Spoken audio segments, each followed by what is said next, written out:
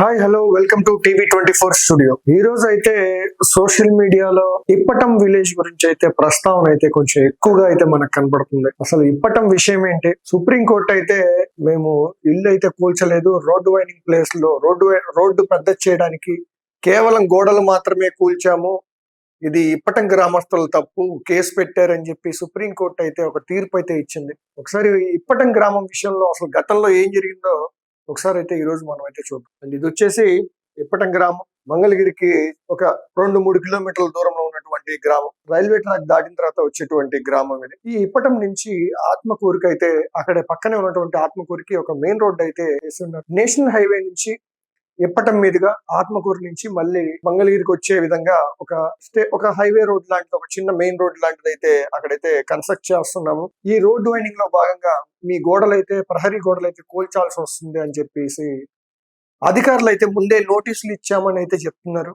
కానీ అక్కడైతే ఏం జరిగిందో ఒకసారి తెలుసుకుందాం. 2022 మార్చి 14 జనసేన ఆవిర్భావ దినోత్సవం. ఇక్కడ పవన్ కళ్యాణ్ గారు ఎక్కడ మీటింగ్ పెట్టాలి అని అమరావతి పరిసర ప్రాంతాల్లో ఎక్కడ మీటింగ్ పెడితే బాగుంటది అని చెప్పి ఇప్పటం గ్రామం ప్రజలైతే, అక్కడ ఉన్నటువంటి రైతులైతే కొంచెం ముందుకొచ్చి మా పొలాల్లో మీరు ఈ సభ కండక్ట్ చేయండి, మాకేంటి ఎటువంటి ప్రాబ్లం లేదని చెప్పేసి వాళ్ళు ₹1 డబ్బులు తీసుకోకుండా వాళ్ళకు ఉన్నటువంటి పొలాలని అక్కడ ఆ రోజైతే సభకైతే ఇచ్చేశారు.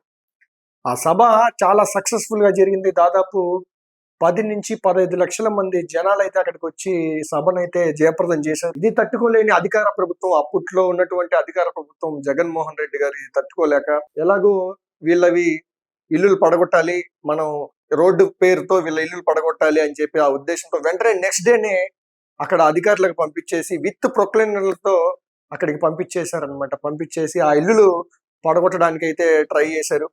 ఆల్రెడీ ప్రహరీ గోడలు, కొంతమంది సగం వరకు ఇల్లు లేచిపోవడం, కొంతమందిది ఓన్లీ బాత్రూమే మిగిలిపోవడం మేము చాలా దగ్గర నుంచి చూసాము. పవన్ కళ్యాణ్ గారితో ఆ రోజు మేము కూడా వెళ్ళాం, చాలా దగ్గర నుంచి చూసాము. ఇవి కేవలం గోడలు అయితే కాదు పగలగొట్టింది, ఇల్లులు కూడా పగలగొట్టారు. పవన్ కళ్యాణ్ గారు ఆ రోజు ప్రశ్నించారు, ఎందుకు పడగొట్టారు మీరు ఇల్లులు, నేను ఇప్పటం గ్రామానికి వెళ్తున్నా అని చెప్పేసి జనసేన పార్టీ ఆఫీస్ నుంచి బయటకు వచ్చాక పోలీసు వాళ్ళందరూ సరౌండ్ గా నిలబడ్డారనమాట. సార్ మీరు ఎక్కడికి వెళ్ళడానికి వీల్లేదు, ఎందుకు వెళ్ళకూడదు, నేను వెళ్తాను అది ఇది అని చెప్పి పవన్ కళ్యాణ్ గారు నడుచుకుంటూ సగం దూరం, ఆ తర్వాత కారు పైకెక్కి టాప్ లో కూర్చొని ఒక హీరో రేంజ్ లో మంచి విజువల్స్ అయితే మనం గతంలో చూసాం 2022 మార్చి నెలలో. ఆ విజువల్స్ ఇప్పటి గ్రామంలోవే. ఆ ఇప్పటి గ్రామానికి అయితే అలా టాప్ లో కూర్చొని పవన్ కళ్యాణ్ గారు బయలుదేరి అక్కడ వాళ్ళ సమస్యలు విని దీన్ని ఖచ్చితంగా మనం కోర్టులో తేల్చుకుందాము, మనం దీని గురించి ప్రశ్నిద్దాము అని చెప్పేసి వాళ్ళకి భరోసా ఉండి ఎవరి ఇల్లులు అయితే కంప్లీట్ గా కూల్చేశారో వాళ్ళకి పవన్ కళ్యాణ్ గారు ఆయన సొంత డబ్బులు కూడా ఇచ్చారు. ఈ కేసును అయితే సుప్రీంకోర్టులో ఇది కేవలం ఇప్పటం గ్రామస్తులు తప్పే అని చెప్పేసి అయితే సుప్రీంకోర్టు అయితే తీర్పు ఇచ్చింది.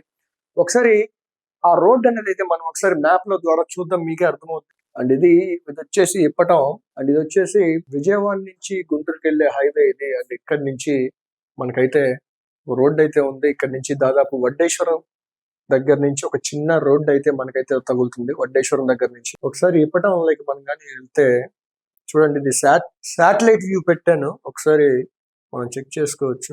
ఇది సింగిల్ రోడ్డు మీకు కనబడుతూ ఉంటది, ఇది ఒక సింగిల్ రోడ్ అనమాట. ఒక్కసారి ఇప్పటం లేక ఎంటర్ అయ్యాక చూడండి, ఇక్కడ చూడండి double road with divider, 4 road junction అండి. ఈ మధ్యలో ఒక రామాలయం ఉంది, ఇప్పటం రామాలయం అడ్డు రాలేదు, ఎందుకంటే ఆ గ్రామస్తులు అప్పటికే అడ్డుకున్నారు, గుడిని కూడా పగలగొడతారేమో అనే ఉద్దేశంతో. ఇప్పుడు చూడండి మెయిన్ రోడ్డు మధ్యలో రామాలయం. వీళ్ళు ఏ అభివృద్ధి కార్యక్రమం చేయడానికి అవసరం లేని ఊర్లో ఇంత పెద్ద రోడ్డు వేసారండి. ఒకసారి చూడండి, ఇది డబుల్ రోడ్. ఇది మళ్ళీ ఊరు బయటికి వెళ్ళాక సింగిల్ రోడ్డు, నార్మల్ పల్లెటూరుకి రోడ్ ఎలా ఉంటుందో అలా ఉంటుంది. ఊర్లో వచ్చేసరికి ఒక పెద్ద మంచి సిటీలో రోడ్ లాగా, ఎంజీ రోడ్ లాగా అలా అయితే ఉంది ఇక్కడ. ఇది కేవలం 2022 మార్చి 14 జనసేన ఆవిర్భావ దినోత్సవానికి వాళ్ళు ఆ భూములు ఇవ్వడమే వాళ్ళ పాపం అయిపోయింది. నెక్స్ట్ డే వెంటనే జగన్మోహన్ రెడ్డి గారు కన్నెర్ర చేసి అక్కడ ఉన్నటువంటి కొంతమంది ఇల్లులు అయితే కూల్చవలసిన అవసరం అయితే వచ్చేసింది ఆయనకి. దీన్ని ప్రశ్నించారు పవన్ కళ్యాణ్ గారు. ఇది కూడా ఒక మెయిన్ రీజన్ అయితే చెప్పొచ్చు. వైఎస్ఆర్సీపీ పతనానికి ఇప్పటం నుంచే తొలి బీజం పడిందని అయితే జనాలందరూ భావిస్తున్నారు. కానీ ఇప్పుడైతే సుప్రీంకోర్టు అయితే ఈ విషయాన్ని అయితే ఇది కేవలం ఇప్పటి గ్రామస్తులు తప్పే అని చెప్పింది. కానీ శాటిలైట్ వ్యూలో చూసుకుంటే మనం గతంలో చూసుకుంటే తెనాలి మంగళగిరి రోడ్డు గుంతలు గుంతలుగా ఉండింది. అది నిత్యం జనాలు తిరిగే రోడ్డు, నిత్యం వాహనదారులు తిరిగే రోడ్డు. అటువంటి రోడ్లను అయితే వీళ్ళు పట్టించుకున్న తీరలేదు కానీ ఇటువంటి మారుమూల పల్లెటూర్లలో అవసరం లేని చోట ఇటువంటి పెద్ద పెద్ద రోడ్లు అయితే వేశారు. ఏదైతేనేమి నిజమేంటో జనాలందరూ చూస్తూనే ఉన్నారు. అందరికీ ఏది న్యాయం ఏది అధర్మమో అంతా తెలుసని నేను అనుకుంటున్నాను.